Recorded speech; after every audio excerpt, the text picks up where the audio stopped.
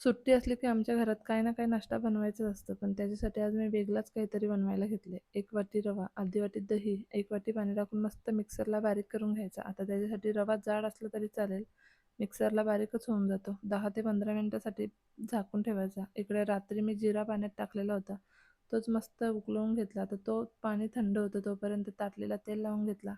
आता मिक्सरला बारीक केलेला त्या मिश्रणमध्ये 1 चम्मच जिरा, थोडासा मीठ आणि अख्खा इनोचा पॅकेट घ्यायचा.